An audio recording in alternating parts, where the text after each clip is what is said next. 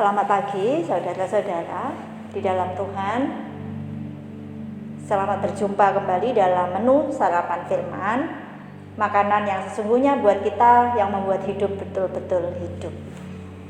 Kita tahu bahwa kita adalah calon mempelai Yesus Kristus. Karena itu kita terus belajar mengikatkan diri dengan Dia, calon suami kita.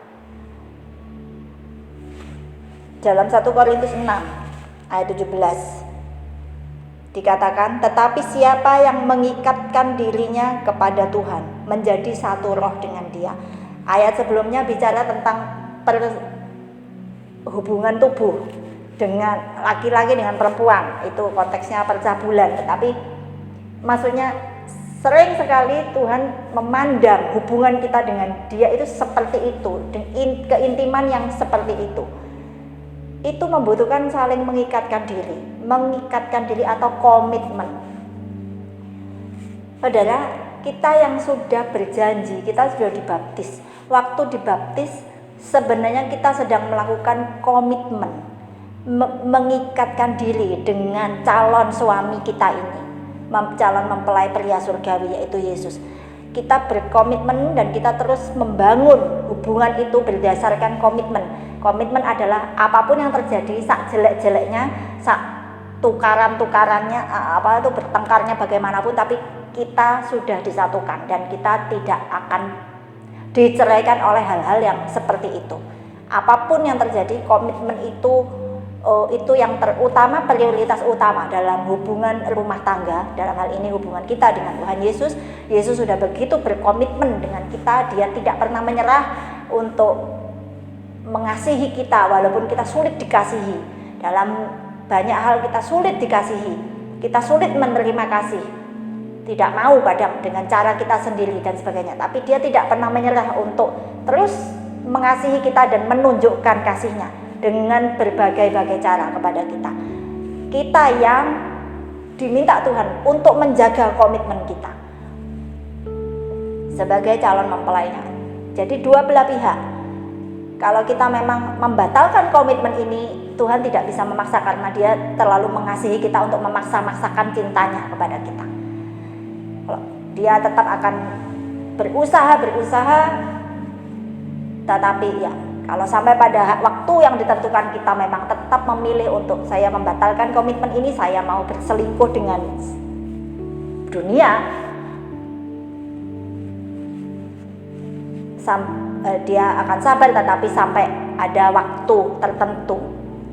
Nah, tetapi bicara lagi kembali tentang komitmen, kita yang sudah dibaptis, kita berarti berkata bahwa saya mengkomitkan diri, saya mengikatkan diri, mengikrarkan diri dalam seperti perjanjian nikah suami istri dengan Yesus Kristus, mempelai surgawi.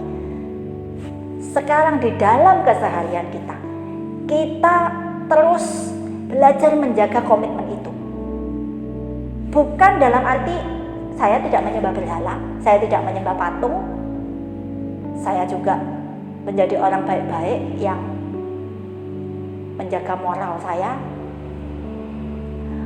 Bukan itu maksudnya, bukan menjaga moral. Kalau cuma hanya untuk menjaga moral orang baik-baik, tidak perlu Yesus.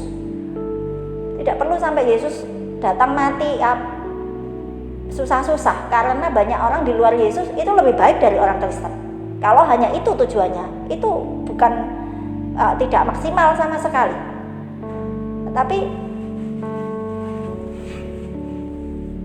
komitmen itu nantinya akan berujung pada perubahan yang luar biasa dari kita, terus yang nyata, dari manusia duniawi menjadi surgawi. Seiring waktu, tahap demi tahap. Itu proses itu asalnya pertama itu lahir itu dari komitmen kita yang sungguh-sungguh dengan Yesus. Komit dan percaya kasih anugerahnya itu tidak akan meninggalkan kita sesulit apapun kita, seburuk apapun kita, sesusah apapun, sebandel apapun kita. Tapi kalau kita terus, Tuhan saya tetap mau menjaga komitmen, saya akan mengupayakan yang sebaiknya, tetapi Roh Kudus saya akan mengerjakan itu lebih dari segala kemampuan yang saya punya yang sering gagal. Saudara, dalam keseharian akan kelihatan apakah kita orang yang menjaga komitmen kita dengan Yesus ataukah tidak. Caranya melihatnya begini, saudara. Kita semua punya pola pikir lama. Kita semua punya kelemahan yang gampang membawa kita kepada dosa-dosa tertentu yang menjadi kelemahan kita. Satu orang dengan orang lain berbeda kelemahannya yang gampang membawa ke dosa tertentu.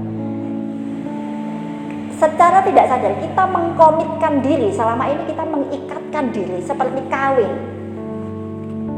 Keputusan kita dikawinkan dengan terus ikut pola pikir lama, pola pikir waktu kita masih belum kenal Tuhan. Dan itu bukan hanya sekedar menyembah berhala lalu meninggalkan Tuhan dan mengikuti Allah lain, bukan itu. Tetapi Allah lain itu bisa berupa bukan bisa berupa, tetapi untuk semua orang pada umumnya adalah pola pikir lama. Pola pikir lama kita yang sering, pola kita waktu dulu, apa sih yang membuat kita marah? Kalau kita tersinggung, kalau kita merasa tidak aman, apa yang membuat kita menghindar dari masalah? Apa yang membuat kita jadi pengecut? Tidak berani terjun, tidak berani ambil risiko. Apa yang membuat kita jadi minder? Itu semua pola. Itu yang akan Yesus ubahkan ya, semakin kita berkomitmen dengan Tuhan. Kalau kita berkomitmen, kita akan merasakan kita semakin diputuskan ikatan komitmen kita dengan pola-pola yang lama itu, yang sebenarnya kita itu tidak dirancang Tuhan untuk menjadi orang penakut, pemarah, gampang tersinggung, dan semua dosa yang biasa kita punya. Setiap orang punya kelemahan itu dan merasa terganggu. Saya kok tidak bisa seperti Yesus dan sebagainya dalam hal ini dan itu. Tapi itu, mari pertama kita harus tahu itu semua bukan hal yang ya beginilah, memang saya begini, seolah-olah saya sudah terikat mati dengan itu. Inilah yang kalau kita berkomitmen dengan Yesus, kita mempercayai kuasa salibnya yang mampu mematahkan, memutuskan ikatan perkawinan kita atau komitmen kita dengan manusia lama kita, dengan pola-pola pikir itu diputuskan oleh salib Yesus. Sekarang kita berpindah kepada suami yang baru ini dan kita mengikuti jalan pikirannya, kita pakai cara pandangnya, kita mengikuti jalan-jalannya dia. Pola-pola yang baru sedang dia bangun di dalam kita, bukan lagi pola yang lama yang tersinggungnya karena apa, mindernya karena apa, terus suka mengasihani diri di mana, dan seterusnya dan seterusnya. Semua itu sangat mengganggu dalam hubungan dengan orang lain dan mengganggu dengan hubungan dengan Tuhan. Itu yang kita mau percayai, salib Yesus itu berkuasa mematahkan ikatan kita dengan itu, membebaskan kita untuk ikut Yesus dan sehari-harinya ikut terus jalan pikiran Yesus bagaimana. Untuk itu ya perlu banyak tanya. Nah, Yesus, biasanya pola saya yang lama, saya begini-begini reaksinya. Sekarang apa pandanganmu, pendapatmu, jalan pikiranmu, pola-pola yang kau mau bangun dalam saya bagaimana? Nyatakan, tunjukkan. Dari situ, dari komunikasi itu, dari komitmen itu, disitulah terbentuk manusia baru kita dengan pola-pola ilahi. Makin meninggalkan ikatan demi ikatan, bagian demi bagian. Pola manusia lama kita semakin jauh, semakin terlupakan. Kita semakin merasa menjadi manusia yang bebas untuk menerima kasih Tuhan, baik juga yang lewat orang lain, dan juga untuk mengasihi balik Tuhan, mengasihi orang lain, mengampuni, membebaskan. Kita dibebaskan dan kita merasa lebih mudah untuk membebaskan orang lain, untuk tidak selalu seperti kok kenapa orang itu tidak seperti yang saya harapkan, seperti itu. Itu adalah ikatan-ikatan juga yang komitmen sama standar diri sendiri, bagaimana menilai orang lain.